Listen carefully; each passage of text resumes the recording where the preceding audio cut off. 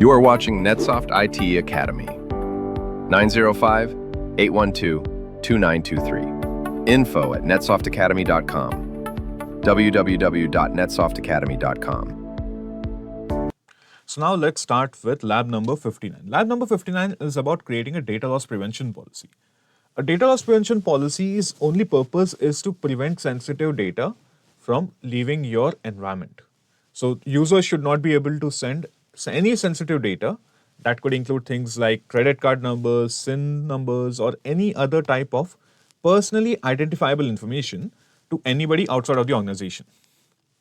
So for this, on Nita Exchange 01, I'll navigate first to my Chrome browser, and from there I'll navigate to my Exchange Admin Center and sign in.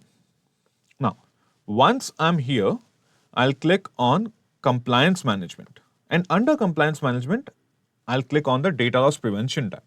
Now remember, there is one thing that on premises is a little bit difficult to do it, and that is if you have to set up a policy, you'd have to create the entire policy either by yourself or you would have to use a third-party service that creates the policy sets for you.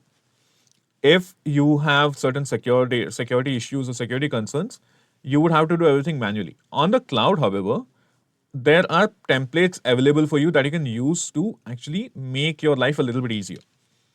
So now here I click on new, and you can see new custom DLP policy, new DLP policy from template, and from custom template. So I'll select from template. Now, luckily enough, we now get all of these things here. So I'm going to name this UK financial data, and I'll scroll down until I find the UK financial data 15.0.3.0. You might see an updated version if you have the latest cumulative update, and click on save, right? No, you have to know what exactly it is covering. So first of all, just make sure that you are reading whatever it is covering. So financial information, including information like credit card, account information, and debit card numbers. So it is looking for those three. Click on more options here, and right under this, you will have the option of enforcing the policy right away. So you click on enforce, make sure that it is enabled, the policy is enabled, and you enforce it, and then click on save. Now, again, remember that it is all on my end where I make typos so that you understand what to do and what not to do, what you should be doing and what you shouldn't be doing. All right, so it is still in enforcing. I'll wait for this to say enforced. When it says enforced, then we will look at the other things that are in here. Now, right away at this moment, if I just click on this and click on edit, and I click on the rules, I can see all the rules that are enabled inside this, and I can edit each rule individually if I so wish to. So for this one, let us say allow override. Click on allow override and look at the description here. You can also double click on it, and it would give its entire description, what exactly is happening, and all the rules and everything, all the conditions under this. See, you can still edit things.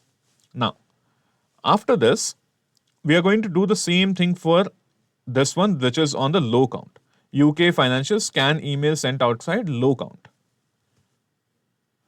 Open this, and under this, you can see credit card number, EU credit card, debit card number, or SWIFT code, all of these things, right? Under this, click on this part here. That is here. And the minimum count. Look at the minimum counts. Now, click on cancel here. We don't want to change anything. Click on cancel again for this one. We are not changing any rule here. Now, click on the high count and click on the credit card numbers. You can see minimum count for the high is 10. That is again a different story here, or minimum count 10 and maximum count any. That is a different story here. I'm not going to change anything. I'm going to cancel everything. And I'm going to cancel this entire page. I'm not editing any rules. I'm already using the pre-existing rules. Now, On the data loss prevention, again, if I open this, you can see this is all set up, it's all good. Even the rules and everything are clearly defined here. Perfect. Now you have the option here at the top called Manage Policy Tips. Click on Manage Policy Tips. Click on Add and notify the sender. And locale should be English because we are all English, but you can see other language packets are available in this. So let's quickly find English and let me open this up like this so that it is all visible. And for the text, this message is not in compliance with company policy, and click on Save and click on Close. So now you also have a policy tip. Now if I refresh this, you can see that it is still on enforcing mode. Now what if I want to double check this? What if I want to see if the policy is even being enforced in a way that I want to? So it's a very quick test. You just go to the OWA as the admin, click on New. Let's say we want to send an email. Anyway, we can't send an email to anybody outside the organization anyway. But let's say admin, instead of nita.local, let's say dcraig at netsoftakademy.com. All right. And I say credit card details. Please find attached credit card number 1234 7887 998 and 2323. Now, just so that it is a 16-digit combo, and just for the details, I also add the CVV 437 or 435, and I click send. Now, ideally, the user must be notified somewhere that this is a violation of the policy. Now you can see that it's in my draft. Now it is in my sent. I should ideally get a notification back. Now remember that there is no internet connection. The email leaving outside is a very difficult story here. That's why I'm using this. But I should at least be getting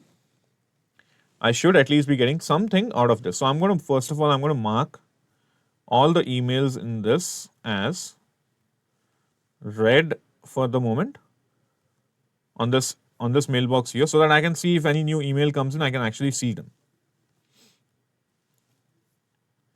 You see that there's still 3 emails that were not marked, but if you notice, the email has been sent, but the policy is still enforcing.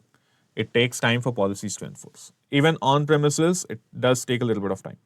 So you can see if I refresh it, it is still on enforcing mode. That's why we'll not get the immediate hit that we want to. But once it is enforced, it will immediately notify people and it will immediately send the notification that this is not in compliance.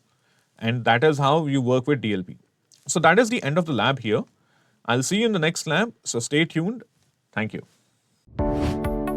Thank you for watching NetSoft IT Academy. 905-812-2923. info@netsoftakademy.com. www.netsoftakademy.com.